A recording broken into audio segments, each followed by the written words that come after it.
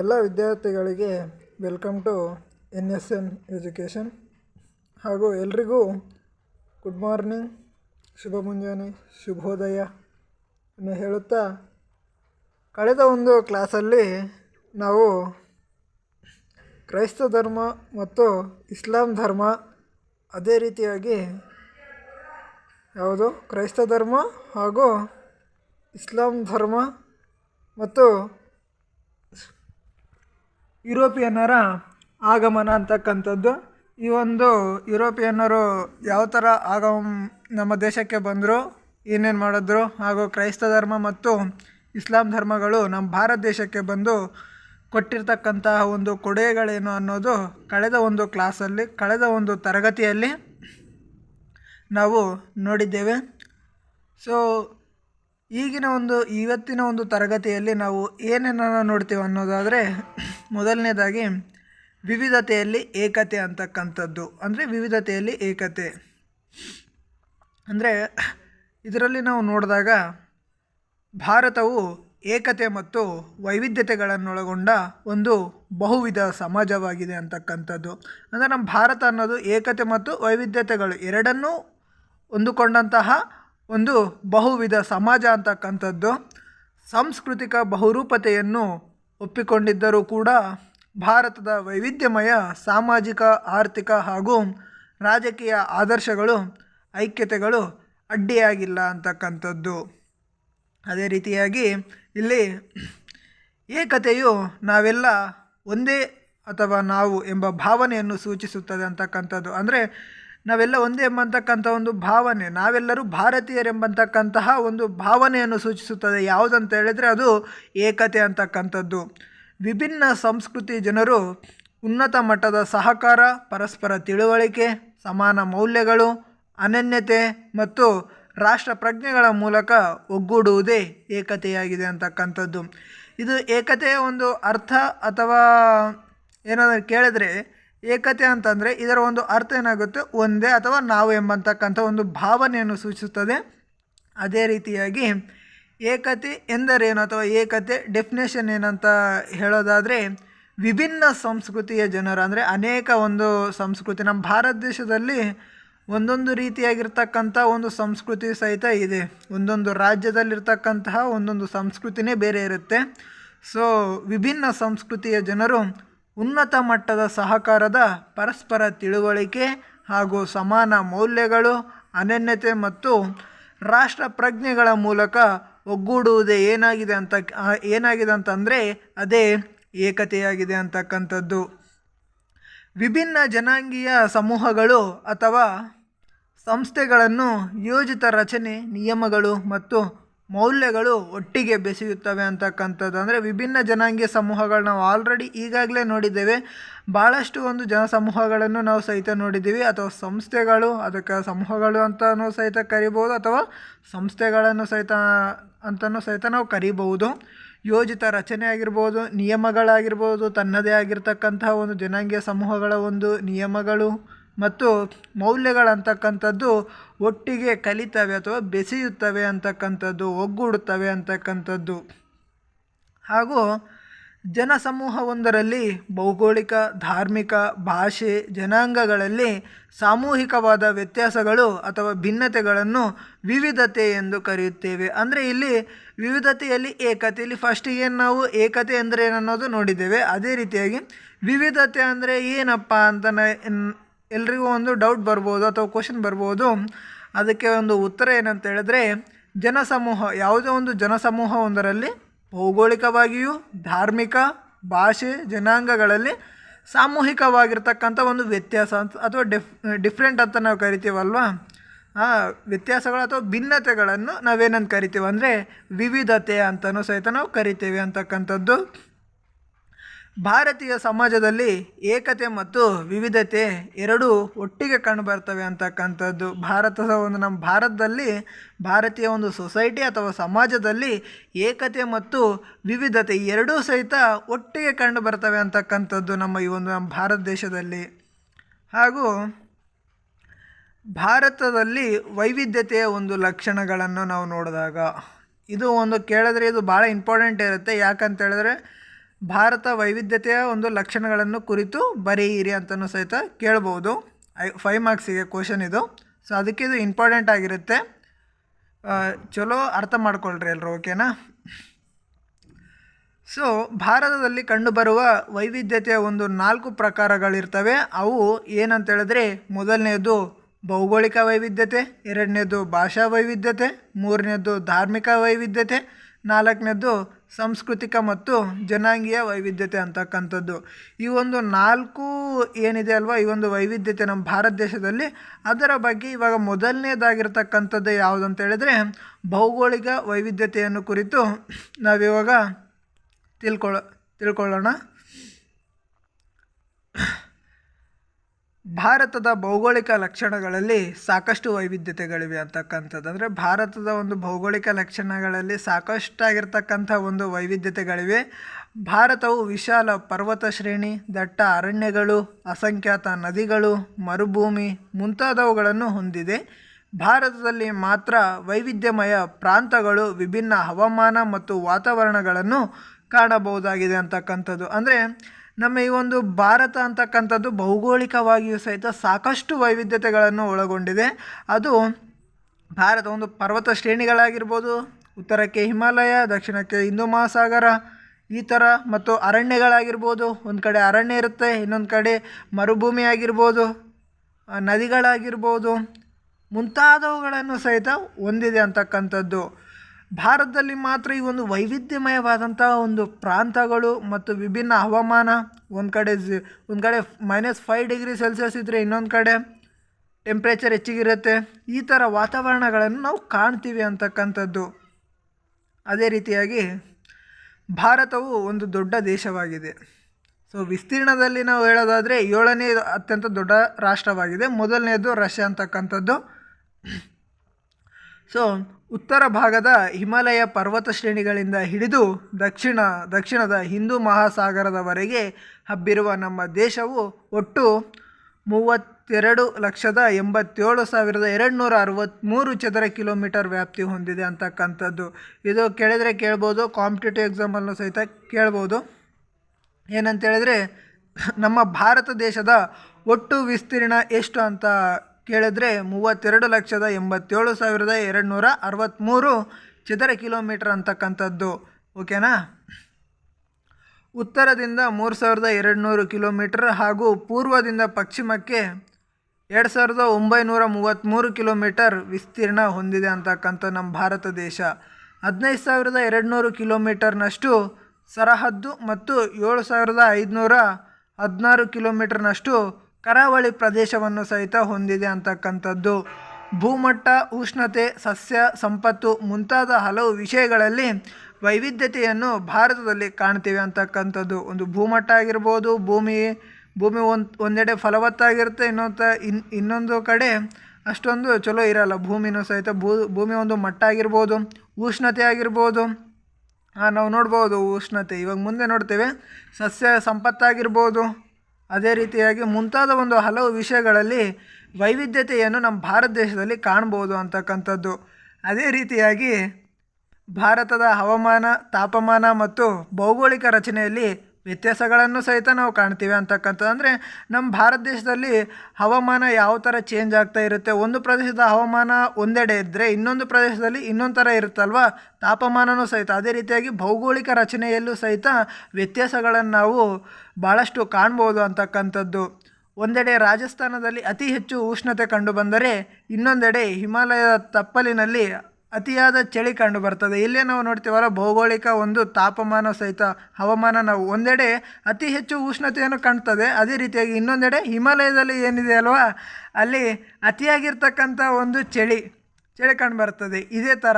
ಅಥವಾ ಇನ್ನೊಂದು ನಾವು ನೋಡೋದಾದರೆ, ಮಳೆಯ ಒಂದು ಪ್ರಮಾಣಕ್ಕೆ ಸಂಬಂಧಿಸಿದಂತೆ ವಾರ್ಷಿಕವಾಗಿ 1200 ಸೆಂಟಿಮೀಟರ್ನಿಂದ ಹಿಡಿದು ಕೇವಲ 7.5 ಸೆಂಟಿಮೀಟರ್ ಮಳೆ ಬೀಳುವ ಪ್ರದೇಶಗಳಿವೆ ಅಂತಕ್ಕಂಥದ್ದು. ಅಂದರೆ ಅತಿ ಹೆಚ್ಚು ಮಳೆ ಬೀಳ್ತದೆ ಮತ್ತು ಅತಿ ಕಡಿಮೆ ಇನ್ನೊಂದು ಪ್ರದೇಶದಲ್ಲಿ, ಅಂದರೆ ಅಥವಾ ಮಳೆನೇ ಬೀಳೋದಿಲ್ಲ, ಅದೇ ಥರ, ಓಕೆನಾ. ಭಾರತವು ಇಡೀ ಪ್ರಪಂಚದಲ್ಲಿ ಅತಿ ಹೆಚ್ಚು ಮಳೆ ಬೀಳುವ ಹಾಗೂ ಅತಿ ಒಣ ಪ್ರದೇಶಗಳೆರಡನ್ನೂ ಹೊಂದಿದ ದೇಶವಾಗಿದೆ ಅಂತಕ್ಕಂಥದ್ದು. ನಮ್ಮ ಭಾರತ ದೇಶದಲ್ಲಿ ಈ ನಮ್ಮ ಭಾರತ ದೇಶ ಅಂತಕ್ಕಂಥದ್ದು ಪ್ರಪಂಚದಲ್ಲಿ ಅತಿ ಹೆಚ್ಚು ಮಳೆ ಬೀಳ್ತಕ್ಕಂಥದ್ದು ಮತ್ತು ಅತಿ ಕಡಿಮೆ ಒಣ ಪ್ರದೇಶಗಳನ್ನು ಹೊಂದಿದ ಒಂದು ದೇಶವಾಗಿದೆ ಅಂತಕ್ಕಂಥದ್ದು. ಭಾರತ ಮರುಭೂಮಿ, ಫಲವತ್ತಾದ ಪ್ರದೇಶಗಳು, ಪರ್ವತ ಪ್ರದೇಶ ಮತ್ತು ಬಯಲು ಭೂಮಿ ಹೀಗೆ ವೈವಿಧ್ಯಮಯವಾಗಿರ್ತಕ್ಕಂಥ ಒಂದು ಭೌಗೋಳಿಕ ಪ್ರದೇಶಗಳನ್ನು ನಾವು ಈ ಒಂದು ಭೌಗೋಳಿಕ ವೈವಿಧ್ಯತೆಯಲ್ಲಿ ನಾವು ಕಾಣ್ಬೋದು ಅಂತಕ್ಕಂಥದ್ದು. ಸೊ ಮೊದಲನೇದು ಯಾವುದಂತ ಹೇಳಿದ್ರೆ ಭೌಗೋಳಿಕ ವೈವಿಧ್ಯತೆ ಅಂತಕ್ಕಂಥದ್ದು ನಾವು ಇವಾಗ ನೋಡಿದ್ದೀವಿ. ಅದೇ ರೀತಿಯಾಗಿ ಎರಡನೇದಾಗಿರ್ತಕ್ಕಂಥದ್ದು ಭಾರತದಲ್ಲಿ ವೈವಿಧ್ಯತೆ ಒಂದು ಲಕ್ಷಣಗಳಲ್ಲಿ ಎರಡನೇದು ಯಾವುದಂತ ಹೇಳಿದ್ರೆ ಅದು ಭಾಷಾ ವೈವಿಧ್ಯತೆ ಅಂತಕ್ಕಂಥದ್ದು. ಈ ಒಂದು ಭಾಷಾ ವೈವಿಧ್ಯತೆಯಲ್ಲಿ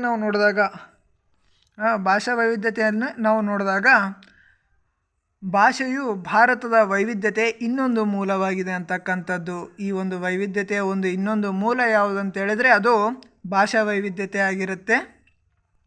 ಭಾಷೆಯು ಸಾಂಘಿಕ ಅನನ್ಯತೆಗೆ ಮಾತ್ರವಲ್ಲದೆ ಸಂಘರ್ಷಕ್ಕೂ ಕಾರಣವಾಗುತ್ತದೆ ಅಂತಕ್ಕಂಥದ್ದು. ಇದು ಸಾಂಘಿಕ ಒಂದು ಅನನ್ಯತೆ ಮಾತ್ರವಲ್ಲದೆ ಕೂಡ ಇದು ಸಂಘರ್ಷಕ್ಕೂ ಸಹಿತ ಒಂದು ಕಾರಣವಾಗುತ್ತೆ ಅಂತಕ್ಕಂಥದ್ದು. ಭಾರತೀಯ ಸಂವಿಧಾನವು ತನ್ನ 8ನೇ ಅನುಸೂಚಿಯಲ್ಲಿ ಇದುವರೆಗೂ ಸುಮಾರು 22 ಭಾಷೆಗಳನ್ನು ಆಡಳಿತಾತ್ಮಕ ಉದ್ದೇಶಕ್ಕಾಗಿ ಅಧಿಕೃತವೆಂದು ಘೋಷಿಸಿದೆ ಅಂತಕ್ಕಂಥದ್ದು. ಅಂದರೆ ಈ ಒಂದು ಭಾರತೀಯ ಸಂವಿಧಾನ ಅಂತಕ್ಕಂಥದ್ದು ನಮ್ಮ ಭಾರತ ದೇಶದಲ್ಲಿ ಸುಮಾರು ಬಹಳಷ್ಟು ಭಾಷೆಗಳಿವೆ. ಸೊ ಅದಕ್ಕಾಗಿ ತನ್ನ ಒಂದು 8ನೇ ಅನುಸೂಚಿಯಲ್ಲಿ ಏನು ಮಾಡುತ್ತೆ ಅಂತ ಹೇಳಿದ್ರೆ ಸುಮಾರು 22 ಒಂದು ಅಧಿಕೃತ ಭಾಷೆಗಳನ್ನು ಘೋಷಿಸ್ಕೊಳ್ಳುತ್ತೆ. ನಮ್ಮ ಭಾರತ ದೇಶದಲ್ಲಿ ಈ ಥರ ಭಾಷೆಗಳಿವೆ ಅಂತಕ್ಕಂಥದ್ದು. ಆ ಒಂದು 22 ಭಾಷೆಗಳು ಯಾವ್ಯಾವು ಅಂತ ನಾವಿಲ್ಲಿ ನೋಡೋದಾದರೆ ಅಸ್ಸಾಮಿ, ಬೆಂಗಾಲಿ, ಗುಜರಾತಿ, ಹಿಂದಿ, ಕನ್ನಡ, ಕಾಶ್ಮೀರಿ, ಮಲಯಾಳಂ, ಮರಾಠಿ, ಒರಿಯಾ, ಪಂಜಾಬಿ, ಸಂಸ್ಕೃತ, ಸಿಂಧಿ, ತಮಿಳು, ತೆಲುಗು, ಉರ್ದು, ಮಣಿಪುರಿ, ನೇಪಾಳಿ, ಕೊಂಕಣಿ, ಸಂತಾಲಿ, ಬೋಡೋ, ಮೈಥಿಲಿ ಮತ್ತು ಡೋರ್ಗಿ ಅಂತಕ್ಕಂಥ ಈ ಒಂದು 22 ಭಾಷೆಗಳು ಏನಿದಾವಲ್ವ ಇದು ಅಧಿಕೃತ ಭಾಷೆಗಳು ನಮ್ಮ ಭಾರತ ದೇಶದ್ದು ಅಂತಕ್ಕಂಥದ್ದು. ಗ್ರಿಯರ್ಸನ್ ಎಂಬಂತಕ್ಕಂಥ ಒಬ್ಬ ತತ್ವಜ್ಞಾನಿ ನಡೆಸಿದ ಭಾಷಾ ಸಮೀಕ್ಷೆಯ ಒಂದು ಪ್ರಕಾರ ನಮ್ಮ ಭಾರತ ದೇಶದಲ್ಲಿ ಸುಮಾರು ಎಷ್ಟು ಭಾಷೆಗಳಿದ್ದಾವೆ ಅಂತಕ್ಕಂಥ ನಾವಿಲ್ಲಿ ನೋಡೋದಾದರೆ ಸುಮಾರು 1652 ಭಾಷೆಗಳು ಮತ್ತು ಸಾಕಷ್ಟು ಸಂಖ್ಯೆಯ ಒಂದು ಉಪಭಾಷೆಗಳು ಸಹಿತ ಇದ್ದಾವೆ ಅಂತಕ್ಕಂಥದ್ದು. ನೋಡಿ, ನಮ್ಮ ಭಾರತ ದೇಶದಲ್ಲಿ ಬೇರೆ ಯಾವುದೇ ಒಂದು ದೇಶಕ್ಕೆ ಹೋಲಿಸ್ಕೊಂಡ್ರೆ ನಮ್ಮ ಭಾರತ ದೇಶ ಎಲ್ಲದರಲ್ಲೂ ಮೇಲ್ಪಟ್ಟಿದೆ. ಯಾಕಂತ ಹೇಳಿದ್ರೆ ಬೇರೆ ದೇಶದಲ್ಲಿ ನಾವು ಭಾಷೆಗಳನ್ನು ನೋಡಿದಾಗ ಕೇವಲ ಒಂದು 2-3 ಹೆಚ್ಚಿಗೆ ಅಂದರೆ ಒಂದು 4-5 ನೋಡ್ಬೋದು. ಸೊ ನಮ್ಮ ಭಾರತ ದೇಶದಲ್ಲಿ ಸುಮಾರು 1652 ಭಾಷೆಗಳು ಮತ್ತು ಆ ಒಂದು ಭಾಷೆಗಳಿಗೆ ಉಪಭಾಷೆಗಳು ಸಹಿತ ಇದ್ದಾವೆ ಅಂತಕ್ಕಂಥದ್ದು. ಈ ಒಂದು ಭಾಷೆಗಳು ಪ್ರಮುಖವಾಗಿ 5 ಭಾಷಾ ಕುಟುಂಬಗಳಿಗೆ ಸೇರುತ್ತವೆ ಅಂತಕ್ಕಂಥದ್ದು. ಆ ಒಂದು 5 ಭಾಷೆಗಳ ಒಂದು ಕುಟುಂಬಗಳು ಯಾವ್ಯಾವು ಅಂತಕ್ಕಂಥದ್ದು ನಾವಿಲ್ಲಿ ನೋಡೋದಾದರೆ ಮೊದಲನೇದು ಇಂಡೋ ಆರ್ಯನ್ ಭಾಷೆಗಳು, ಎರಡನೇದು ದ್ರಾವಿಡಿಯನ್ ಅಥವಾ ದ್ರಾವಿಡ ಭಾಷೆಗಳು, ಮೂರನೇದು ಆಸ್ಟ್ರಿಕ್ ಭಾಷೆಗಳು, ನಾಲ್ಕನೇದು ಟಿಬೇಟು ಬರ್ಮನ್ ಭಾಷೆಗಳು ಮತ್ತು 5ನೇದು ಯುರೋಪಿಯನ್ ಭಾಷೆಗಳು ಅಂತಕ್ಕಂಥದ್ದು. ಅಂದರೆ ಈ ಒಂದು ಕುಟುಂಬಗಳಂದರೆ ಈ ಒಂದು ಇಂಡೋ ಆರ್ಯನ್ನರು ಇಷ್ಟೊಂದು ಭಾಷೆಗಳನ್ನು ಮಾತಾಡ್ತಾ ಇದ್ರು ಅವರ ಒಂದು ಕಾಲದಲ್ಲಿ ಅಂತಕ್ಕಂಥದ್ದು. ಸೊ ಇಂಡೋ ಆರ್ಯನ್ನರು ಯಾವ್ಯಾವ ಭಾಷೆಗಳನ್ನು ಮಾತಾಡ್ತಾ ಇದ್ರು ಅಂತಕ್ಕಂಥದ್ದು ನಾವಿಲ್ಲಿ ನೋಡೋದಾದರೆ ಸಂಸ್ಕೃತ, ಹಿಂದಿ, ಬೆಂಗಾಲಿ, ಮರಾಠಿ, ಗುಜರಾತಿ, ಒರಿಯಾ, ಪಂಜಾಬಿ, ಬಿಹಾರಿ, ರಾಜಸ್ಥಾನಿ, ಅಸ್ಸಾಮಿ, ಸಿಂಧಿ ಮತ್ತು ಕಾಶ್ಮೀರಿ ಭಾಷೆಗಳು ಈ ಸಮೂಹಕ್ಕೆ ಸೇರುತ್ತವೆ ಅಂತಕ್ಕಂಥದ್ದು. ಇವಾಗ ನಾವು ಏನೇನು ಮಾತಾಡ್ತೀವಲ್ವ ನಾವು ಈ ಒಂದು ನಮ್ಮ ಭಾರತ ದೇಶದಲ್ಲಿ ಹಿಂದಿ ಆಗಿರ್ಬೋದು, ಮರಾಠಿ ಆಗಿರ್ಬೋದು, ಸಂಸ್ಕೃತ ಆಗಿರ್ಬೋದು, ಗುಜರಾತಿ ಆಗಿರ್ಬೋದು, ಪಂಜಾಬಿ ಆಗಿರ್ಬೋದು, ಇವೆಲ್ಲ ನಾವು ಇಲ್ಲೇ ಅಂದರೆ ಈ ಒಂದು ಇಂಡೋ ಆರ್ಯನ್ನರು ಒಂದು ಭಾಷೆಗಳಂತಕ್ಕಂಥದ್ದು. ಇಂಡೋ ಆರ್ಯನ್ನರು ಆಗಿನ ಕಾಲಕ್ಕೆ ಅವರು ಮಾತಾಡ್ತಾ ಇದ್ದರು, ಆ ಒಂದು ಸಮೂಹಕ್ಕೆ ಸೇರ್ತವೆ ಅಂತಕ್ಕಂಥದ್ದು. ಒಟ್ಟು ಭಾರತೀಯ ಜನಸಮೂಹದ 3/4 ಜನರು ಇಂಡೋ ಆರ್ಯನ್ ಭಾಷೆಗಳನ್ನು ಆಡುತ್ತಾರೆ ಅಂತಕ್ಕಂಥದ್ದು. ಸುಮಾರು 3/4 ನಮ್ಮ ಭಾರತ ದೇಶದಲ್ಲಿ ಇವು ಇಂಡೋ ಆರ್ಯನ್ ಭಾಷೆಗಳೇ ಮಾತನಾಡ್ತಾರೆ ಅಂತಕ್ಕಂಥದ್ದು. ಅದೇ ರೀತಿಯಾಗಿ ಎರಡನೇದಾಗಿರ್ತಕ್ಕಂಥದ್ದು ಯಾವುದಂತ ಹೇಳಿದ್ರೆ ದ್ರಾವಿಡಿಯನ್ ಅಥವಾ ದ್ರಾವಿಡ ಭಾಷೆಗಳು ಅಂತಕ್ಕಂಥದ್ದು. ಇದರಲ್ಲಿ ನಾವು ಯಾವ್ಯಾವ ಭಾಷೆಗಳು ನಾವು ನೋಡ್ತೀವಿ ಅನ್ನೋದಾದರೆ ತಮಿಳು, ಕನ್ನಡ, ತೆಲುಗು ಮತ್ತು ಮಲಯಾಳಂ ಭಾಷೆಗಳು ಈ ಸಮೂಹಕ್ಕೆ ಸೇರುತ್ತವೆ ಅಂತಕ್ಕಂಥದ್ದು. ತಮಿಳಾಗಿರ್ಬೋದು, ಅದೇ ರೀತಿಯಾಗಿ ನಾವು ಕರ್ನಾಟಕದಲ್ಲಿದ್ದು ಕನ್ನಡವನ್ನು ಮಾತಾಡ್ತೀವಲ್ವ, ಸೊ ನಾವು ಯಾರ ಭಾಷೆಗಳು ಮಾತಾಡ್ತೀವಿ ಅಂತ ನಿಮಗೆ ಡೌಟ್ ಇರುತ್ತೆ. ಸೊ ಅದಕ್ಕೆ ನಾವು ಇವಾಗ ಗೊತ್ತಾಯಿತು ಯಾವುದಂತ ಹೇಳಿದರೆ ಅದು ದ್ರಾವಿಡರ ಒಂದು ಭಾಷೆಗಳನ್ನು ನಾವಿವಾಗ ಮಾತಾಡ್ತಾ ಇದ್ದೀವಿ ಅಂತಕ್ಕಂಥದ್ದು. ಅದೇ ರೀತಿಯಾಗಿ ತೆಲುಗು ಆಗಿರ್ಬೋದು, ಮಲಯಾಳಂ ಆಗಿರ್ಬೋದು, ಈ ಒಂದು 4 ಭಾಷೆಗಳೇನಿವೆಯಲ್ಲ ಇವು ದ್ರಾವಿಡ ಅಥವಾ ದ್ರಾವಿಡ ಜನಾಂಗಕ್ಕೆ ಸೇರ್ತವೆ ಅಂತಕ್ಕಂಥದ್ದು. ಸೊ ಮೂರನೇದ್ದು ಯಾವುದಂತ ಹೇಳಿದರೆ ಆಸ್ಟ್ರಿಕ್ ಭಾಷೆಗಳು ಅಂತಕ್ಕಂಥದ್ದು.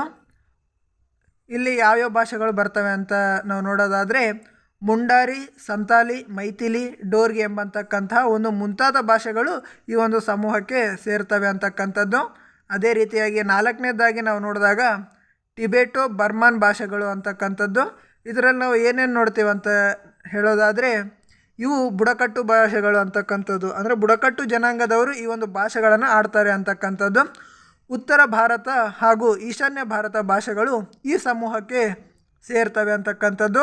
ಉದಾಹರಣೆಗೆ ಮಣಿಪುರಿ, ಬೋಡೋ, ಲಡಾಖಿ, ಕುಕ್ಕಿ ಇತ್ಯಾದಿ ಅಂತಕ್ಕಂಥದ್ದು. ಇವಿಷ್ಟು ಭಾಷೆಗಳು ಟಿಬೆಟೋ ಬರ್ಮನ್ ಭಾಷೆಗಳಿಗೆ ಸೇರ್ತವೆ ಅಂತಕ್ಕಂಥದ್ದು. ಅದೇ ರೀತಿಯಾಗಿ 5ನೇದಾಗಿರ್ತಕ್ಕಂಥದ್ದು ಯುರೋಪಿಯನ್ ಭಾಷೆಗಳು ಅಂತಕ್ಕಂಥದ್ದು. ಈ ಒಂದು ಯುರೋಪಿಯನ್ ಭಾಷೆಗಳಲ್ಲಿ ಯಾವ್ಯಾವ ಭಾಷೆಗಳು ಬರ್ತವೆ ಅಂತಕ್ಕಂಥದ್ದು ನಾವಿಲ್ಲಿ ನೋಡೋದಾದರೆ ಇಂಗ್ಲೀಷ್ ಆಗಿರ್ಬೋದು, ಪೋರ್ಚುಗೀಸ್ ಆಗಿರ್ಬೋದು, ಫ್ರೆಂಚ್ ಭಾಷೆಗಳು ಈ ಸಮೂಹಕ್ಕೆ ಸೇರ್ತವೆ ಅಂತಕ್ಕಂಥದ್ದು. ಇವಾಗಲೇ ನಾವು ನೋಡಿದ್ದೇವೆ ಕೊನೆ 2 ಭಾಷೆಗಳು ಗೋವಾ ಮತ್ತು ಪಾಂಡಿಚೇರಿಯಲ್ಲಿ ಮಾತನಾಡಲಾಗುತ್ತದೆ ಅಂತಕ್ಕಂಥದ್ದು. ಇವಾಗ ನಾವು ಕಳೆದ ಒಂದು ತರಗತಿಯಲ್ಲಿ ನಾವು ನೋಡಿದ್ದೇವೆ ಯುರೋಪಿಯನ್ನರ ಒಂದು ಆಗಮನದಲ್ಲಿ ನಾವು ಪೋರ್ಚುಗೀಸರವರು ಬಂದು ಅಲ್ಲಿನ ಒಂದು ಸಂಸ್ಕೃತಿಯನ್ನು ಅಲ್ಲೇ ಬಿಟ್ಟು ತಾವು ಹೋಗ್ತಾರೆ ಅಂತಕ್ಕಂಥದ್ದು. ಸೊ ಪೋರ್ಚುಗೀಸ್ ಆಗಿರ್ಬೋದು ಅಥವಾ ಇಂಗ್ಲೀಷ್, ಬ್ರಿಟಿಷರು ಸಹಿತ ನಮ್ಮ ಭಾರತ ದೇಶಕ್ಕೆ ಇಂಗ್ಲೀಷ್ ಎಂಬಂತಕ್ಕಂಥ ಒಂದು ಶಿಕ್ಷಣವನ್ನು ಬಿಟ್ಟು ಹೋಗ್ತಾರೆ ಅಂತಕ್ಕಂಥದ್ದು. ಇಂಗ್ಲೀಷ್ ಆಗಿರ್ಬೋದು, ಪೋರ್ಚುಗೀಸ್ ಆಗಿರ್ಬೋದು, ಫ್ರೆಂಚ್ ಆಗಿರ್ಬೋದು, ಇವೆಲ್ಲ ಅಂದರೆ ಕೊನೆ 2 ಭಾಷೆಗಳನ್ನು ಗೋವಾ ಮತ್ತು ಪಾಂಡಿಚೇರಿಯಲ್ಲಿ ಮಾತಾಡ್ತಾರೆ ಅಂತಕ್ಕಂಥದ್ದು. ಅದೇ ರೀತಿಯಾಗಿ ಇವಿಷ್ಟೇನಾಯಿತು ಈ ಒಂದು 5 ಒಂದು ಕುಟುಂಬಗಳಾಗಿರ್ಬೋದು ಅಥವಾ ಇವೆಲ್ಲ ಆಗಿದೆ ಅಂತಕ್ಕಂಥದ್ದು. ಇದಾದ ನಂತರ ಭಾಷಾ ವೈವಿಧ್ಯತೆಯು ಭಾಷೆಯ ಯೋಜನೆ ಮತ್ತು ಅಭಿವೃದ್ಧಿಯನ್ನು ಕಠಿಣವಾಗಿಸುತ್ತದೆ ಅಂತಕ್ಕಂಥದ್ದು. ಮಾತೃಭಾಷೆಯು ಬಲವಾದ ಭಾವನಾತ್ಮಕ ಪ್ರತಿಕ್ರಿಯೆಗಳಿಗೆ ಕಾರಣವಾಗುತ್ತದೆ. ಬಹುಭಾಷೆಗಳ ಕಾರಣದಿಂದ ಆಡಳಿತದಲ್ಲಿ ದ್ವಿಭಾಷಾ ನೀತಿಯನ್ನು ಅನುಸರಿಸಬೇಕಾಗುತ್ತದೆ ಅಂತಕ್ಕಂಥದ್ದು. ಭಾಷಾ ವೈವಿಧ್ಯತೆಯು ಕೆಲವು ಆಡಳಿತಾತ್ಮಕ ಮತ್ತು ರಾಜಕೀಯವಾದ ಸಮಸ್ಯೆಗಳು ಸಹಿತ ಇದು ಕಾರಣವಾಗ್ತದೆ ಅಂತಕ್ಕಂಥದ್ದು. ಸೊ 2ನೇದು ಯಾವುದಂತ ಹೇಳಿದರೆ ಭಾಷಾ ವೈವಿಧ್ಯತೆ ಸಹಿತ ಇವಾಗ ನೋಡಿದ್ದೇವೆ ನಾವು ಫುಲ್ಲಾಗಿ.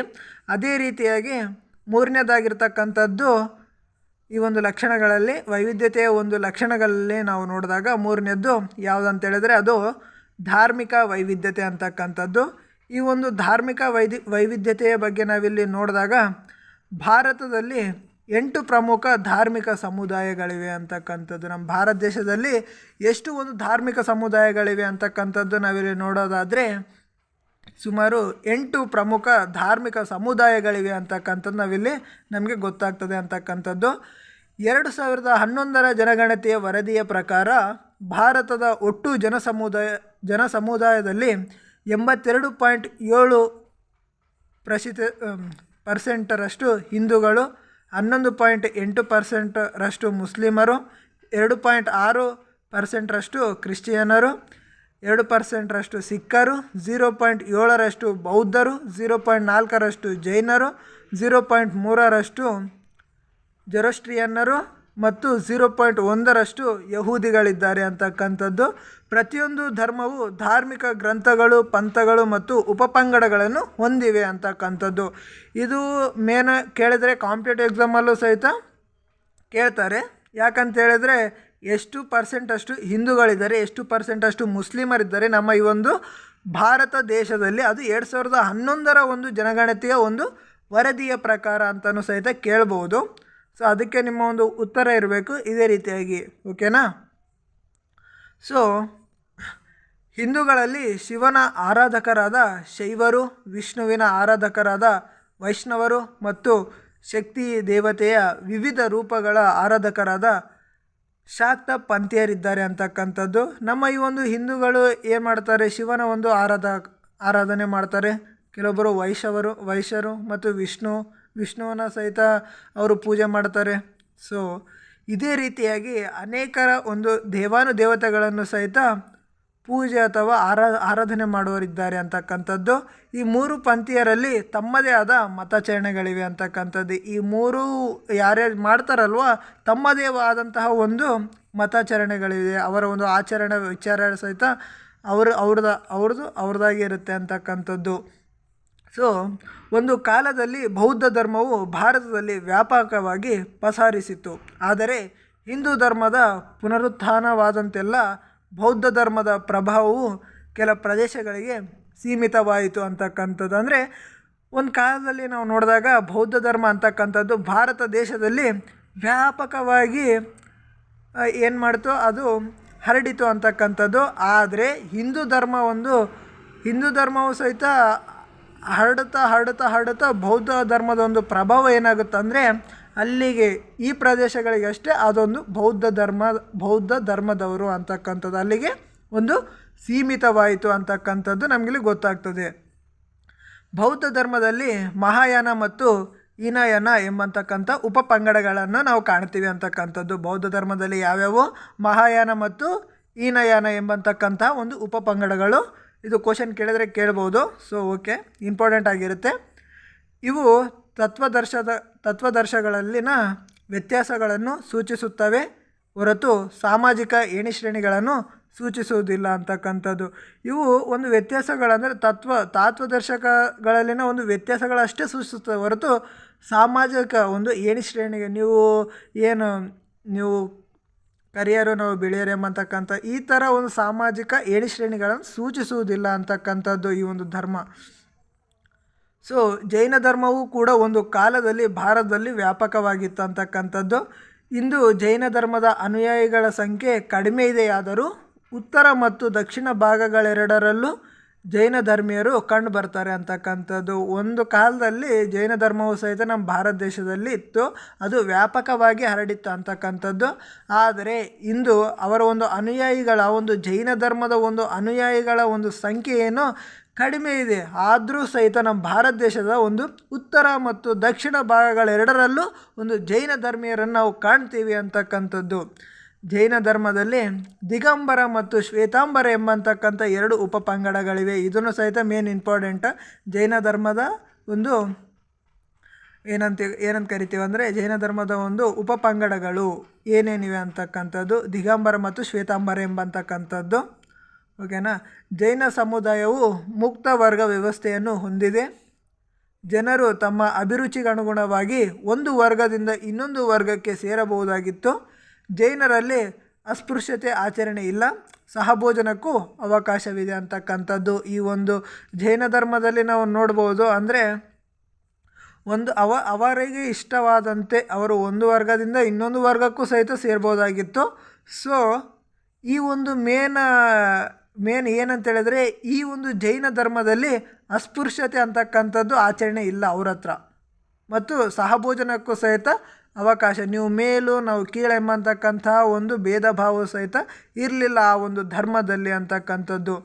ಸೊ ಮುಂದೆ ಭಾರತೀಯ ಮುಸ್ಲಿಮರಲ್ಲಿ ಸುನ್ನಿ ಮತ್ತು ಶಿಯಾ ಎಂಬ ಎರಡು ಪಂಗಡಗಳಿರ್ತವೆ ಅಂತಕ್ಕಂಥದ್ದು. ಅಂದರೆ ಇವಾಗ ನಾವು ನೋಡಿದ್ದೇವೆ ಇಸ್ಲಾಂ ಧರ್ಮದಲ್ಲಿ ಆ ಒಂದು ಇಸ್ಲಾಂ ಧರ್ಮದಲ್ಲಿ ಅಥವಾ ಮುಸ್ಲಿಮರಲ್ಲಿ ಸುನ್ನಿ ಮತ್ತು ಶಿಯಾ ಎಂಬತಕ್ಕಂಥ ಒಂದು ಎರಡು ಪಂಗಡಗಳಿರ್ತವೆ. ಮುಸ್ಲಿಂ ಕಾನೂನಿನಲ್ಲಿ 4 ವಿಚಾರ ಪಂಥಗಳಿದ್ದು ಭಾರತದ ಸುನ್ನಿಗಳು ಹನೀಫಾ ಪಂಥವನ್ನು, ದಕ್ಷಿಣ ಭಾಗದ ಮುಸ್ಲಿಮರು ಅದರಲ್ಲೂ ವಿಶೇಷವಾಗಿ ಮಾಪಿಳ್ಳೆಗಳು ಮತ್ತು ಲಕ್ಷದ್ವೀಪದ ಮುಸ್ಲಿಮರು ಶಫಿ ಪಂಥವನ್ನು ಅನುಸರಿಸುತ್ತಾರೆ ಅಂತಕ್ಕಂಥದ್ದು. ಮಾಲಿಕಿ ಪಂಥವನ್ನು ಗುಜರಾತಿನ ಮುಸ್ಲಿಮರು ಅನುಸರಿಸುತ್ತಾರೆ. ಅಂದರೆ ಮಾಲಿಕಿ ಎಂಬತಕ್ಕಂಥ ಒಂದು ಪಂಥ ಅದು ಮುಸ್ಲಿಮಲ್ಲಿ, ಅದು ಎಲ್ಲಿ ಒಂದು ಆಚರಣೆ ಮಾಡ್ತಾರೆ ಅಂತಕ್ಕಂಥದ್ದು ನಾವಿಲ್ಲಿ ನೋಡೋದಾದರೆ ಅದು ಗುಜರಾತಿನ ಒಂದು ಮುಸ್ಲಿಮರು ಸಹಿತ ಅದನ್ನು ಆಚರಿಸ್ತಾರೆ ಅಂತಕ್ಕಂಥದ್ದು. ಅದೇ ರೀತಿಯಾಗಿ 4ನೇ ಪಂಥವಾದ ಹನ್ಬಲಿಯನ್ನು ಭಾರತದಲ್ಲಿ ಆಚರಿಸಲಾಗುವುದಿಲ್ಲ. ಹನ್ಬಲಿ ಎಂಬಂತಕ್ಕಂಥದ್ದು ಸಹಿತ ಒಂದು 4ನೇ ಒಂದು ಪಂಥ ಇರ್ತದೆ, ಆದರೆ ಅದು ನಮ್ಮ ಭಾರತ ದೇಶದಲ್ಲಿ ಆಚರಿಸಲ್ಲ ಅಂತಕ್ಕಂಥದ್ದು. ಶಿಯಾ ಮುಸ್ಲಿಮರು ಇಮಾಮಿ ಕಾನೂನನ್ನು ಪಾಲಿಸುತ್ತಾರೆ. ಈ ಒಂದು ಶಿಯಾ ಎಂಬಂತಕ್ಕಂಥ 2 ಪಂಗಡಗಳಿವೆ ಅಂತ ನಾವು ಆಲ್ರೆಡಿ ಹೇಳಿದ್ದೇವಲ್ವ. ಇದರಲ್ಲಿ ಶಿಯಾ ಎಂಬಂತಕ್ಕಂಥ ಒಂದು ಮುಸ್ಲಿಮರು ಇಮಾಮಿ ಎಂಬಂತಕ್ಕಂಥ ಒಂದು ಕಾನೂನನ್ನು ಅವರು ಪಾಲನೆ ಮಾಡ್ತಾರೆ ಅಂತಕ್ಕಂಥದ್ದು. ಅವರಲ್ಲಿ 12 ಇಮಾಮರ ಅನುಯಾಯಿಗಳು ಮತ್ತು 7 ಇಮಾಮರ ಅನುಯಾಯಿಗಳ 2 ಉಪಪಂಗಡಗಳಿರ್ತವೆ. ಇದಲ್ಲದೆ 14 ಧಾರ್ಮಿಕ ಪಂಥಗಳಿದ್ದು ಚಿಸ್ತಿ ಪಂಥ, ಸುಹರ್ವರ್ದಿ ಪಂಥ, ಶಾಹಿತರಿ ಪಂಥ, ಖಾದ್ರಿ ಪಂಥ, ನಕ್ಸ್ಬಂದಿ ಪಂಥಗಳು ಪ್ರಮುಖ ಪಂಥಗಳಾಗಿವೆ ಅಂತಕ್ಕಂಥದ್ದು. ಈ ಒಂದು 14 ಧಾರ್ಮಿಕ ಪಂಥಗಳಲ್ಲಿ ಈ ಒಂದು 4 ಪ್ರಮುಖ ಪಂಥಗಳಾಗಿವೆ ಅಂತಕ್ಕಂಥದ್ದು. ಇತರ ಕೆಲ ಪಂಥಗಳು ಸಹಿತ ಕಂಡು ಬರ್ತವೆ ಅಂತಕ್ಕಂಥದ್ದು. ಭಾರತೀಯ ಕ್ರೈಸ್ತರಲ್ಲಿ ರೋಮನ್ ಕ್ಯಾಥೋಲಿಕ್ ಮತ್ತು ಪ್ರೊಟೆಸ್ಟೆಂಟ್ ಎಂಬಂತಕ್ಕಂಥ 2 ಪಂಗಡಗಳಿವೆ ಅಂತಕ್ಕಂಥದ್ದು ನಾವಿಲ್ಲಿ ನೋಡ್ಬೋದು. ಅಂದರೆ ಕ್ರೈಸ್ತರಲ್ಲಿ ನಾವು ಕ್ಯಾಥೋಲಿಕರು ಮತ್ತು ಪ್ರೊಟೆಸ್ಟೆಂಟರ್ ಎಂಬಂತಕ್ಕಂಥವ್ರು ನಾವು ನೋಡ್ತೀವಿ. ಅವೇ ಈ ಒಂದು 2 ಪಂಗಡಗಳಿರ್ತವೆ ಅಂತಕ್ಕಂಥದ್ದು. ಈ 2 ಉಪಪಂಗಡಗಳಲ್ಲದೆ ವಿವಿಧ ಚರ್ಚುಗಳಡಿಯಲ್ಲಿ ಭಾರತೀಯ ಕ್ರೈಸ್ತರು ತಮ್ಮನ್ನು ಗುರುತಿಸಿಕೊಳ್ಳುತ್ತಾರೆ ಅಂತಕ್ಕಂಥದ್ದು. ಅದೇ ರೀತಿಯಾಗಿ ಸಿಖ್ ಧರ್ಮವು ಸಮಾನತ್ವವನ್ನು ಪ್ರತಿಪಾದಿಸುವ ಧರ್ಮವಾಗಿದೆಯಾದರೂ ಜಾತಿ ವ್ಯವಸ್ಥೆಯ ಕೆಲ ಲಕ್ಷಣಗಳಿಂದ ಮುಕ್ತವಾಗಿಲ್ಲ ಅಂತಕ್ಕಂಥದ್ದು. ಈ ಒಂದು ಸಿಖ್ ಧರ್ಮವು ಸಹಿತ ಸಮಾನತ್ವವನ್ನು ಪ್ರತಿಪಾದಿಸ್ತದೆ ಈ ಒಂದು ಧರ್ಮ, ಆದರೆ ಜಾತಿ ವ್ಯವಸ್ಥೆಯ ಒಂದು ಕೆಲ ಲಕ್ಷಣಗಳಿಂದ ಏನಾಗ್ತದೆ, ಇದು ಮುಕ್ತವಾಗಲಿಲ್ಲ ಅಂತಕ್ಕಂಥದ್ದು. ಗ್ರಂಥ ಸಾಹೇಬ್ ಸಿಖ್ ಜನರ ಪವಿತ್ರ ಗ್ರಂಥವಾಗಿದೆ ಇದು ಮೇನ್ ಇಂಪಾರ್ಟೆಂಟ್. ಅಂದರೆ ಸಿಖ್ ಧರ್ಮದ ಒಂದು ಪ್ರಮುಖ ಗ್ರಂಥ ಯಾವುದು ಅಂತಕ್ಕಂಥದ್ದು ನಾವಿಲ್ಲಿ ಕೇಳೋದಾದರೆ ಅವಾಗ ನಾವು ಹೇಳ್ಬೋದು ಗ್ರಂಥ ಸಾಹೇಬ್ ಅಂತಕ್ಕಂಥದ್ದು ಇದು ಸಿಖ್ ಜನರ ಒಂದು ಪವಿತ್ರವಾಗಿರ್ತಕ್ಕಂತಹ ಒಂದು ಗ್ರಂಥವಾಗಿದೆ ಅಂತಕ್ಕಂಥದ್ದು. ಅಮೃತಸರದಲ್ಲಿರುವ ಸ್ವರ್ಣ ಮಂದಿರವು ಅವರ ಪವಿತ್ರ ಯಾತ್ರಾ ಸ್ಥಳವಾಗಿದೆ. ಸಿಖ್ ಧರ್ಮವು 15ನೇ ಶತಮಾನದಲ್ಲಿ ಸಿಖ್ ಧರ್ಮದ ಸಂಸ್ಥಾಪಕರಾದ ಗುರುನಾನಕರು ಮತ್ತು ಅವರ 9 ಅನುಯಾಯಿಗಳು ಧರ್ಮದಲ್ಲಿ ಡಾಂಬಿಕತೆಯನ್ನು ವಿರೋಧಿಸಿದರು ಅಂತಕ್ಕಂಥದ್ದು. ಇಲ್ಲಿ ನಾವು ನೋಡ್ಬೋದು ಸಿಖ್ ಧರ್ಮವನ್ನು ಸ್ಥಾಪಿಸಿದವರು ಯಾರು ಅಂತಕ್ಕಂಥ ಒಂದು ಕ್ವಶನನ್ನು ಕೇಳ್ತಾರೆ. ಮತ್ತು ಅದಲ್ಲದೆ ಸಿಖ್ ಧರ್ಮದ ಒಂದು ಸಂಸ್ಥಾಪಕರು ಯಾರಂತ ಸಹಿತ ಕೇಳಿದಾಗ ಆವಾಗ ನಿಮ್ಮ ಒಂದು ಉತ್ತರ ಒಂದೇ ಆಗಿರಬೇಕು. ಅದು ಯಾವುದು ಅಂತ ಹೇಳಿದ್ರೆ ಗುರುನಾನಕರು ಅಂತಕ್ಕಂಥದ್ದು. ಅವರು ಮತ್ತು ಅವರ ಒಂದು 9 ಅನುಯಾಯಿಗಳೇ ಅಂತಕ್ಕಂಥದ್ದು ಈ ಒಂದು ಧರ್ಮದಲ್ಲಿ ಡಾಂಬಿಕತೆಯನ್ನು ವಿರೋಧಿಸ್ತಾರೆ ಅಂತಕ್ಕಂಥದ್ದು. ಕೇಶ, ಕಂಗ ಅಂದರೆ ಬಾಚಣಿಕೆ, ಕಡಗ ಅಂದರೆ ಕೈಬಳೆ, ಕಿಪ್ರಾಣ್ ಎಂಬತಕ್ಕಂಥದ್ದು ಇದು ಕತ್ತಿ, ಮತ್ತು ಕಚ್ಚ ಇವುಗಳು ಸಿಖ್ ಜನರ ಒಂದು 5 ಧಾರ್ಮಿಕ ಸಂಕೇತಗಳಾಗಿರ್ತವೆ ಅಂತಕ್ಕಂಥದ್ದು. ಇದಾದ ನಂತರ ಪಾರ್ಸಿಗಳು ಅತ್ಯಂತ ಚಿಕ್ಕ ಸಮೂಹದವರಾಗಿದ್ದರೂ ಭಾರತದ ಔದ್ಯೋಗಿಕ ಬೆಳವಣಿಗೆಯಲ್ಲಿ ಅವರ ಪಾತ್ರವು ಮಹತ್ವಪೂರ್ಣದಾಗಿದೆ ಅಂತಕ್ಕಂಥದ್ದು. ಅಂದರೆ ಈ ಒಂದು ಪಾರ್ಸಿಗಳು ಸಹಿತ ನಮ್ಮ ಭಾರತ ದೇಶದಲ್ಲಿ ಕಂಡುಬರ್ತಾರೆ, ಹೌದಾ ಇಲ್ವಾ? ಈ ಒಂದು ನಮ್ಮ ಭಾರತ ದೇಶದಲ್ಲಿ ಅನೇಕ ಒಂದು ಧರ್ಮಗಳು ಸಹಿತ ಇದ್ದಾವೆ, ಅನೇಕ ಒಂದು ಜನಾಂಗೀಯ ಸಮೂಹಗಳು ಸಹಿತ ನಾವು ಕಾಣ್ತೀವಿ. ಅದೇ ರೀತಿಯಾಗಿ ಈ ಒಂದು ಪಾರ್ಸಿ ಎಂಬಂತಕ್ಕಂಥ ಒಂದು ಜನಾಂಗ ಈ ಒಂದು ಸಮೂಹ ಚಿಕ್ಕದಾಗಿರ್ತದೆ, ಆದರೂ ಸಹಿತ ನಮ್ಮ ಭಾರತ ದೇಶದಲ್ಲಿ ಒಂದು ಔದ್ಯೋಗಿಕ ಬೆಳವಣಿಗೆಯಲ್ಲಿ ಅವರ ಒಂದು ಪಾತ್ರ ಅಂತಕ್ಕಂಥದ್ದು ಒಂದು ಮಹತ್ವಪೂರ್ಣದ್ದಾಗಿದೆ ಅಂತಕ್ಕಂಥದ್ದು ನಮಗಿಲ್ಲಿ ಗೊತ್ತಾಗ್ತದೆ. ಕ್ರಿಸ್ತಪೂರ್ವ 8ನೇ ಶತಮಾನದಲ್ಲಿ ಅವರು ಪರ್ಷಿಯಾದಿಂದ ಆಶ್ರಯ ಬಯಸಿ ಭಾರತಕ್ಕೆ ಆಗಮಿಸಿದರು. ಅವರ ಧಾರ್ಮಿಕ ಆಚರಣೆಗಳನ್ನು ಹೊರತುಪಡಿಸಿ ಅವರು ವ್ಯಾಪಾರಿ ಸಮುದಾಯ ಜೀವನ ಶೈಲಿಗಳನ್ನು ರೂಢಿಸಿಕೊಂಡಿದ್ದಾರೆ ಅಂತಕ್ಕಂಥದ್ದು. ಅದೇ ರೀತಿಯಾಗಿ ಯಹೂದಿಗಳು ಭಾರತಕ್ಕೆ ಸಹಸ್ರ ವರ್ಷಗಳಷ್ಟು ಹಿಂದೆಯೇ ಬಂದು ನೆಲೆಗೊಂಡಿದ್ದಾರೆ ಅಂತಕ್ಕಂಥದ್ದು. ಯಹೂದಿಗಳು ಎಂಬಂತಕ್ಕಂಥವ್ರು ಇವರು ಸಹಸ್ರ ವರ್ಷಗಳ ಹಿಂದೆಯೇ ಬಂದು ಈ ನಮ್ಮ ಭಾರತ ದೇಶದಲ್ಲಿ ಇದ್ದಾರೆ ಅಂತಕ್ಕಂಥದ್ದು. ಭಾರತೀಯ ಯಹೂದಿಗಳಿಗೆ ಹಿಬ್ರೋ ಭಾಷೆ ಬರುವುದಿಲ್ಲವಾದರೂ ಯಹೂದಿ ಪಂಥೀಯರ ಆಹಾರ ಪದ್ಧತಿಗಳು ಮತ್ತು ಉತ್ಸವಾಚರಣೆಗಳನ್ನು ಪಾಲಿಸುತ್ತಾರೆ ಅಂತಕ್ಕಂಥದ್ದು.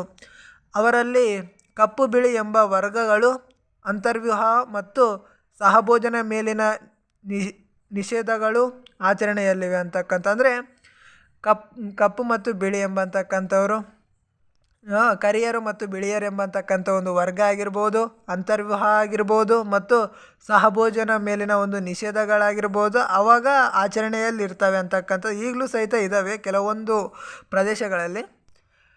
ಆದರೆ ಅವರೆಲ್ಲರೂ ಒಂದೇ ಪ್ರಾರ್ಥನಾ ಸ್ಥಳದಲ್ಲಿ ಪ್ರಾರ್ಥನೆ ಸಲ್ಲಿಸುತ್ತಾರೆ ಅಂತಕ್ಕಂಥ ಇವೆಲ್ಲ ಇದ್ರೂ ಸಹಿತ ಅವರು ಒಂದೇ ಸ್ಥಳದಲ್ಲಿ ಪ್ರಾರ್ಥನೆಯನ್ನು ಮಾಡ್ತಾರೆ ಅಂತಕ್ಕಂಥದ್ದು.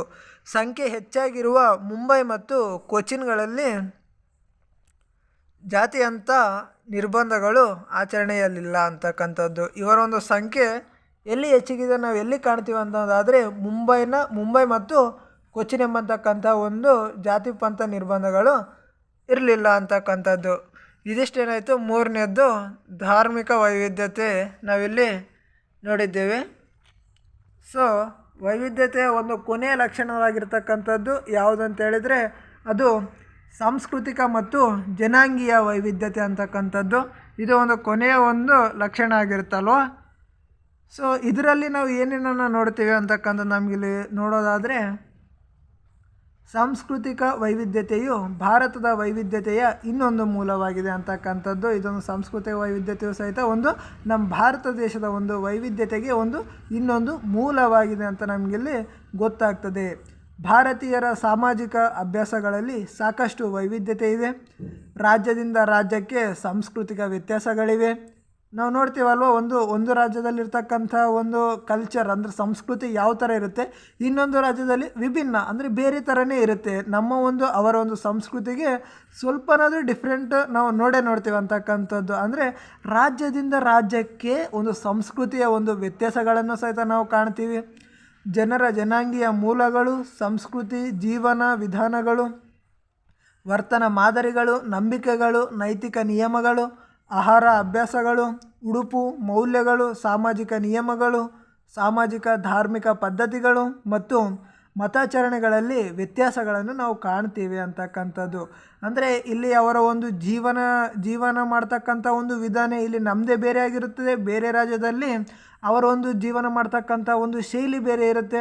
ಅವರ ಒಂದು ವರ್ತನೆ ಯಾವ ಥರ ಇರುತ್ತೋ ನಮ್ಮ ವರ್ತನೆ ಅವನ ವರ್ತನೆ ಏನು ಸೇಮ್ ಇರುತ್ತಾ? ಇಲ್ವ ಅಲ್ಲ, ಬೇರೆ ಬೇರೆ ಥರ ಇರುತ್ತಲ್ವ. ಅವರ ಒಂದು ನಂಬಿಕೆಗಳು, ಅವರು ಯಾವ ದೇವರ ಮೇಲೆ ನಂಬಿಕೆ ಇಟ್ಟಿರ್ತಾರೋ ನಾವು ನಮ್ಮ ಕಡೆ ನಮ್ಮಲ್ಲಿರ್ತಕ್ಕಂಥ ಒಂದು ದೇವರುಗಳ ಮೇಲೆ ನಾವು ನಂಬಿಕೆ ಇಟ್ಟಿರ್ತೀವಿ.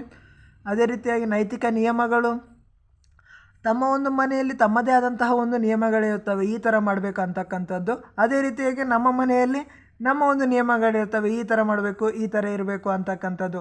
ಆಹಾರದಲ್ಲಿ ಆಗಿರ್ಬೋದು, ಉಡುಪು ಅವರು ಒಂದು ತೊಡಗಿಸಿಕೊಳ್ಳತಕ್ಕಂತಹ ಒಂದು ಉಡುಪಾಗಿರ್ಬೋದು ಅಥವಾ ಬಟ್ಟೆಗಳಾಗಿರ್ಬೋದು, ಅವರೊಂದು ಮೌಲ್ಯಗಳಾಗಿರ್ಬೋದು, ಅವರ ಒಂದು ಸಾಮಾಜಿಕ ನಿಯಮಗಳಾಗಿರ್ಬೋದು, ಅವರ ಒಂದು ಧಾರ್ಮಿಕ ಪದ್ಧತಿಗಳಾಗಿರ್ಬೋದು, ಇವೆಲ್ಲರಲ್ಲಿ ನಾವು ನಮ್ಮ ಭಾರತ ದೇಶದಲ್ಲಿ ಒಂದು ಅನೇಕ ರೀತಿಯಾಗಿರ್ತಕ್ಕಂತಹ ಒಂದು ವ್ಯತ್ಯಾಸಗಳನ್ನು ನಾವಿಲ್ಲಿ ಕಾಣ್ತೀವಿ ಅಂತಕ್ಕಂಥದ್ದು. Doctor R.K. ಮುಖರ್ಜಿ ಅವರು ಹೇಳಿರುವಂತೆ ಭಾರತವು ಪಂಥಗಳು ಮತ್ತು ಪದ್ಧತಿಗಳು, ಮತಗಳು ಮತ್ತು ಸಂಸ್ಕೃತಿ, ನಂಬಿಕೆಗಳು ಮತ್ತು ಭಾಷೆಗಳು, ಜನಾಂಗೀಯ ಪ್ರಕಾರಗಳು ಮತ್ತು ಸಾಮಾಜಿಕ ವ್ಯವಸ್ಥೆಯನ್ನೊಳಗೊಂಡ ಒಂದು ವಸ್ತು ಸಂಗ್ರಹಾಲಯವಾಗಿದೆ ಅಂತಕ್ಕಂಥದ್ದು ಯಾರು ಹೇಳ್ತಾರೆ ಅಂತ ನಾವಿಲ್ಲಿ ನೋಡೋದಾದರೆ ಡಾಕ್ಟರ್ R.K. ಮುಖರ್ಜಿ ಎಂಬತಕ್ಕಂಥವರು. ಇವರು ಈ ಒಂದು ಭಾರತ ಪಂಥಗಳು ಮತ್ತು ಪದ್ಧತಿಗಳು ಇದಕ್ಕೆ ಎಷ್ಟೊಂದು ಹೋಲಿಕೆ ಮಾಡಿ ಹೇಳಿದ್ದಾರೆ ನೋಡಿ. ಯಾಕಂತೇಳಿ ಇಲ್ಲಿ ಪಂಥಗಳು ಮತ್ತು ಪದ್ಧತಿಗಳು, ಮತಗಳು ಮತ್ತು ಸಂಸ್ಕೃತಿ, ನಂಬಿಕೆಗಳು ಮತ್ತು ಭಾಷೆಗಳು, ಜನಾಂಗೀಯ ಪ್ರಕಾರಗಳು ಮತ್ತು ಸಾಮಾಜಿಕ ವ್ಯವಸ್ಥೆ ಇವೆಲ್ಲವನ್ನು ಒಳಗೊಂಡಿರ್ತಕ್ಕಂಥ ಒಂದು ವಸ್ತು ಸಂಗ್ರಹಾಲಯವಾಗಿದೆ. ಯಾವುದಂತೇಳಿದರೆ ಅದೇ ನಮ್ಮ ಭಾರತ ಅಂತಕ್ಕಂಥದ್ದು. ಇದಲ್ಲದೆ ನಿರ್ದಿಷ್ಟ ಸಮುದಾಯಗಳು ಮತ್ತು ಪ್ರಾಂತಗಳು ಕೂಡ ಸಾಂಸ್ಕೃತಿಕ ಅನನ್ಯತೆಯನ್ನು ಹೊಂದಿವೆ ಅಂತಕ್ಕಂಥದ್ದು ನಾವಿಲ್ಲಿ ನೋಡ್ತೀವಿ. ಜನಾಂಗೀಯ ವೈವಿಧ್ಯತೆಯು ವಿಭಿನ್ನ ಜನಾಂಗ, ಸಾಂಸ್ಕೃತಿಕ ಮತ್ತು ಭಾಷಾವಾರು ವೈವಿಧ್ಯತೆಗಳನ್ನೊಳಗೊಂಡಿರುತ್ತದೆ. ಸಾಕಷ್ಟು ಸಂಖ್ಯೆಯ ಜನರು ನಿರ್ದಿಷ್ಟ ಜನಾಂಗೀಯ ಲಕ್ಷಣಗಳು, ರಾಷ್ಟ್ರೀಯತೆ, ಧರ್ಮ, ಭಾಷೆ ಅಥವಾ ಸಂಸ್ಕೃತಿ ಪರಂಪರೆಯನ್ನು ಹಂಚಿಕೊಂಡಾಗ ಜನಾಂಗೀಯ ಸಮೂಹವೊಂದು ನಿರ್ಮಾಣವಾಗ್ತದೆ. ಹಿಂದಿನ ಪುಟಗಳಲ್ಲಿ ಭಾರತದ ಪ್ರಮುಖ ಜನಾಂಗೀಯ ಪ್ರಕಾರಗಳನ್ನು ಸಂಕ್ಷಿಪ್ತವಾಗಿ ವಿವರಿಸಲಾಗಿದೆ. ಆಲ್ರೆಡಿ ನಾವು ಹಿಂದಿನ ಒಂದು ಪುಟದಲ್ಲಿ ನಾವು ನೋಡಿದ್ದೇವೆ. ಅಂದರೆ ಭಾರತದ ಒಂದು ಜನಾಂಗೀಯ ಸಮೂಹಗಳನ್ನು ನಾವು ನೋಡಿದ್ದೇವೆ. ಯಾವ ನಿಗ್ರಿಟೋ ಆಗಿರ್ಬೋದು, ಬ್ರಾಕಿಸೆಫಾಲರ್ ಆಗಿರ್ಬೋದು, ನಾರ್ಡಿಕನರಾಗಿರ್ಬೋದು, ಮೆಡಿಟೇರಿಯನರಾಗಿರ್ಬೋದು. ಅವರ ಒಂದು ಅದರ ಬಗ್ಗೆ ನಾವು ಸಂಕ್ಷಿಪ್ತವಾಗಿ ನಾವು ಹೇಳಿದ್ದೇವೆ. ಇಂದಿನ ಒಂದು ಭಾರತೀಯ ಜನಸಮೂಹವು ವಿವಿಧ ಜನಾಂಗಗಳ ಒಂದು ಸಮ್ಮಿಶ್ರಣವಾಗಿದೆ. ಅನೇಕ ಒಂದು ಜನಾಂಗಗಳು ನಾವು ನಮ್ಮ ಭಾರತ ದೇಶದಲ್ಲಿ ನಾವು ಕಾಣ್ತೀವಿ ಅಂತಕ್ಕಂಥದ್ದು. ಕೆಲವು ಜಾತಿಗಳು, ಪಂಥಗಳು ಮತ್ತು ಸಮುದಾಯಗಳು ವೈಯಕ್ತಿಕ ನೀತಿ ಹೊಂದಿರಬಹುದು. ಕೆಲವೊಂದು ಜಾತಿಗಳಿಗೆ, ಕೆಲವೊಂದು ಪಂಥಗಳಿಗೆ, ಕೆಲವೊಂದು ಸಮುದಾಯಗಳಿಗೆ ತಮ್ಮದೇ ಆದಂತಹ ಒಂದು ವೈಯಕ್ತಿಕ ನೀತಿ ನಿಯಮಗಳು ಸಹಿತ ಹೊಂದಿರ್ತವೆ. ಆದರೆ ಅವು ತಮ್ಮ ಪ್ರಾಂತದ ಇತರ ಅಂಶಗಳೊಂದಿಗೆ ಸಂಪರ್ಕ ಹೊಂದಿರ್ತವೆ. ಏನೇ ಇದ್ದರೂ ತಮ್ಮ ಒಂದು ನಿಯಮಗಳು ಬೇರೆ ಜಾತಿ ಬೇರೆ ಆ ಥರ ಏನಲ್ಲದೆ ತಮ್ಮ ಒಂದು ಪ್ರಾಂತದ ಅಂಶಗಳೊಂದಿಗೆ ಒಂದು ಸಂಪರ್ಕ ಹೊಂದಿರ್ತವೆ ಅಂತಕ್ಕಂಥದ್ದು. ಇದರಿಂದಾಗಿ ಕಾಲಾನುಕ್ರಮದಲ್ಲಿ ಸಾಂಸ್ಕೃತಿಕ ವ್ಯಕ್ತಿತ್ವವು ನಿರ್ಮಾಣವಾಗ್ತದೆ ಅಂತಕ್ಕಂಥದ್ದು. ಅಂಥ ಪ್ರಾಂತದ ಜನರು ಜನಾಂಗೀಯ ಮೂಲಗಳು, ಭಾಷೆ ಮತ್ತು ಸಾಂಸ್ಕೃತಿಕ ಲಕ್ಷಣಗಳನ್ನು ಹಂಚಿಕೊಳ್ತಾರೆ ಅಂತಕ್ಕಂಥದ್ದು. ಅಂದರೆ ಜನಾಂಗೀಯ ಮೂಲಗಳಾಗಿರ್ಬೋದು, ಭಾಷೆ ಮತ್ತು ಸಂಸ್ಕೃತಿ. ಕೆಲವೊಂದು ಭಾಷೆಗಳು ನಮಗೆ ಕಲಿಯೋದಕ್ಕೆ ಅಂಥ ಒಂದು ಲಕ್ಷಣಗಳನ್ನು ಹಂಚಿಕೊಳ್ತಾರೆ. ಅವರ ಒಂದು ಐತಿಹಾಸಿಕ ಅನುಭವಗಳು, ಜೀವಿ ಪರಿಸರ ಮತ್ತು ವಾತಾವರಣಗಳು ಕೂಡ ಮಹತ್ವದ ಪಾತ್ರ ವಹಿಸುತ್ತವೆ ಅಂತಕ್ಕಂಥದ್ದು. ಅವರ ಒಂದು ಐತಿಹಾಸಿಕ ಅನುಭವಗಳು ಯಾವ ಥರ ಇರುತ್ತವೆ, ಅವರೊಂದು ಪರಿಸರ ಮತ್ತು ವಾತಾವರಣ ಈ ಕಡೆ ನಮ್ಮ ಕಡೆ ಬೇರೆ ಇರುತ್ತೆ, ನಿಮ್ಮ ಕಡೆ ಬೇರೆ ಇರುತ್ತೆ. ವಾತಾವರಣದ ಅದರ ಒಂದು ಮಹತ್ವವಾದಂತಹ ಒಂದು ಪಾತ್ರ ವಹಿಸುತ್ತದೆ ಅಂತಕ್ಕಂಥದ್ದು. ಅದೇ ರೀತಿಯಾಗಿ ಪ್ರಬಲ ರಾಜ್ಯಗಳು ಮತ್ತು ಪ್ರಮುಖ ರಾಜವಂಶಗಳು ಕೂಡ ಭಾರತದ ಸಾಂಸ್ಕೃತಿಕ ಪ್ರಾಂತಗಳನ್ನು ರೂಪಿಸುವಲ್ಲಿ ಪ್ರತ್ಯಕ್ಷ ಅಥವಾ ಪರೋಕ್ಷವಾಗಿ ಮಹತ್ವ ಪಾತ್ರ ವಹಿಸಿವೆ ಅಂತಕ್ಕಂಥದ್ದು. ಅಂದರೆ ಪ್ರಮುಖ ರಾಜವಂಶಗಳು ಸಹಿತ ವಿಜಯನಗರ ಸಾಮ್ರಾಜ್ಯ ಆಗಿರ್ಬೋದು, ಹರಿಹಂಕ, ಇನ್ನು ಅನೇಕ ಚೋಳರು, ಇಂತಹ ಒಂದು ಅನೇಕ ಒಂದು ರಾಜವಂಶಗಳು ಸಹಿತ ಈ ಒಂದು ಭಾರತದ ಒಂದು ಸಾಂಸ್ಕೃತಿಕ ಒಂದು ಪ್ರಾಂತಗಳನ್ನು ರೂಪಿಸುವಲ್ಲಿ ಒಂದು ಪ್ರತ್ಯಕ್ಷ ಆಗಿರ್ಬೋದು ಅಥವಾ ಪರೋಕ್ಷ ಆಗಿರ್ಬೋದು ಮಹತ್ವದ್ದಾಗಿರ್ತಕ್ಕಂತಹ ಒಂದು ಪಾತ್ರವನ್ನು ವಹಿಸಿದೆ ಅಂತಕ್ಕಂಥದ್ದು. ಬೃಹತ್ ಸಾಮ್ರಾಜ್ಯಗಳು ಕೇಂದ್ರೀಯ ಸಾಂಸ್ಕೃತಿಕ ವಲಯವನ್ನು ಹೊಂದಿದ್ದಲ್ಲವಲ್ಲದೆ ದೂರ ಪ್ರದೇಶಗಳಲ್ಲೂ ಕೂಡ ಈ ಸಂಸ್ಕೃತಿಯ ಕೆಲ ಅಂಶಗಳು ಪ್ರಭಾವ ಬೀರಿದ್ದವು. ಈ ಕಾರಣದಿಂದಲೇ ಭಾರತವನ್ನು ಏಷ್ಯಾದ ಉಪಖಂಡ ಎನ್ನಲಾಗುತ್ತದೆ ಇದು ಒಂದು ಮೇನ್ ಇಂಪಾರ್ಟೆಂಟ್ ನೋಡಿ. ಅಂದರೆ ಈ ಒಂದು ಎಲ್ಲ ಒಂದು ಅಂಶಗಳನ್ನು ನಾವು ನೋಡಿದಾಗ ಭಾರತವನ್ನು ನಮ್ಮ ಈ ಒಂದು ಭಾರತವನ್ನು ಏನಂತ ಕರೀತಾರೆ ಅಂತಕ್ಕಂಥ ನಾವಿಲ್ಲಿ ನೋಡೋದಾದರೆ ಏಷ್ಯಾದ ಉಪಖಂಡ ಎಂಬಂತಕ್ಕಂಥ ಒಂದು ಹೆಸರಿನಿಂದ ಕರೆಯಲಾಗುತ್ತದೆ ಅಂತಕ್ಕಂಥದ್ದು. ಸೊ ಇದಿಷ್ಟು ಇಂದಿನ ಒಂದು ಕ್ಲಾಸಲ್ಲಿ ನಾವು ಇದಿಷ್ಟನ್ನು ನೋಡಿದ್ದೇವೆ. ಸೊ ವೈವಿಧ್ಯತೆಯನ್ನು ನಾವು ನೋಡಿದ್ದೇವೆ. ಇವಾಗ ನಾವು ಏನು ನೋಡಬೇಕಂದ್ರೆ ಭಾರತದಲ್ಲಿ ಏಕತೆ ಅಂತಕ್ಕಂಥದ್ದು. ಏನೇನು ಏಕತೆ ಇದೆಯಪ್ಪ ನಮ್ಮ ಭಾರತ ದೇಶದಲ್ಲಿ ಅಂತಕ್ಕಂಥದ್ದು ಅದು ಮುಂದಿನ ಒಂದು ತರಗತಿಯಲ್ಲಿ ನಾವು ನೋಡೋಣ ಅಂತಕ್ಕಂಥದ್ದು. ಸೊ ಈ ಒಂದು ವಿಡಿಯೋ ತಮಗೆಲ್ಲರಿಗೆ ಇಷ್ಟ ಆದರೆ ಲೈಕ್ ಮಾಡಿ, ಶೇರ್ ಮಾಡಿ ಹಾಗೂ ತಪ್ಪದೆ ಸಬ್ಸ್ಕ್ರೈಬ್ ಮಾಡಿ. ಸೊ ನಿಮ್ಮ ಒಂದು ಅಭಿಪ್ರಾಯ, ನಿಮ್ಗೆ ಏನಾದರೂ ಒಂದು ಡೌಟ್ಸ್ ಇದ್ರೂ ಸಹಿತ ಕಾಮೆಂಟಲ್ಲಿ ಕೇಳಿ, ಓಕೆನಾ? ನಾನು ಹೇಳ್ತೀನಿ. So thank you so much.